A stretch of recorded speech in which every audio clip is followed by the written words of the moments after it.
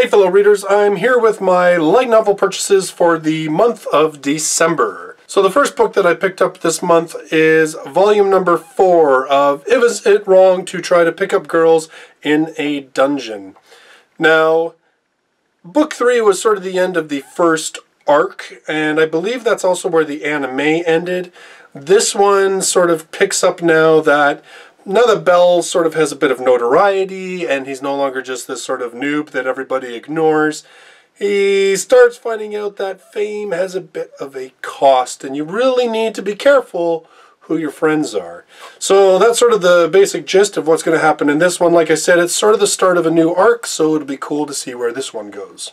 Next up, we have Volume 6 of Reiki Kawahara's Sword Art Online. This is part 2 of the Phantom Bullet storyline, so it's the conclusion of that storyline. Of course, if you watched my review on Volume number 5, or you read along, you'll know that that was where Kirito has now gone into a new MMO called Gun Gale Online, and it is all to seek out a player called Death Gun to try and verify whether he's actually capable of killing people in the real world via the game itself. The third book that I picked up was Black Bullet number 2. Now, I watched the anime of this series and I kind of liked it, so I was interested to see how it translated in terms of the light novels. Now, book 1 was a little bit of a mixed bag, a little bit of harem, a little bit of shonen and sort of action, conspiracies, monsters. There was a lot going on. So, but I liked it well enough, so I thought I would give Volume 2 a try and see what it's like. The only thing that, of course, this series is a little bit creepy is that the harem is made up of, like, 12-year-old girls.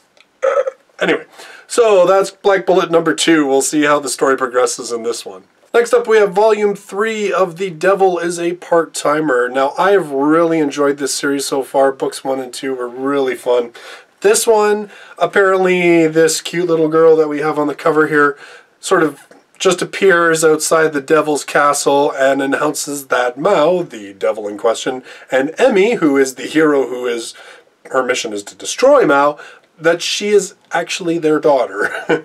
Now, I don't know if that's true. I have no idea. We're going to find out exactly, I guess, what's going on in this book right here. The last book that I have, last but not least, is actually a title that I had pre-ordered for November. It was delayed until this month, but I am really glad that it's here, and that is Kizumonogatari Wound Tale. Now, this is the prequel to the Bakemonogatari series. It's a very popular anime. There's been a whole bunch of different sort of spin-off stories, and these are now the novel series. We're starting to finally get them here in English, and I'm really excited, not just because I was a huge fan of the Bakemonogatari anime series, but actually because this author is so well regarded and is one of the best-selling authors in Japan. I am just really excited to check out his work, and I'm hoping that it translated really well into English. And it's about vampires. I guess I should have added that it's about vampires. But yeah, it's about vampires. I mean, I don't really know much more about it than that, but yeah, vampires. I mean, it's cool, right? So those are the 5 books that I have picked up in the month of December. January is a couple of more coming out. It's not quite as big a release month, but definitely a few choice titles coming out. So those will be the books that I'll be reading over the next couple of weeks, in addition to finishing up what I picked up in November. Thanks very much for watching the video. I hope you enjoyed it, and I hope you'll join me for all of my future light novel reviews of these titles, as well as a whack ton of other ones that are coming out. Thanks again for watching. I hope to see you in my next video. Until then, bye-bye for now.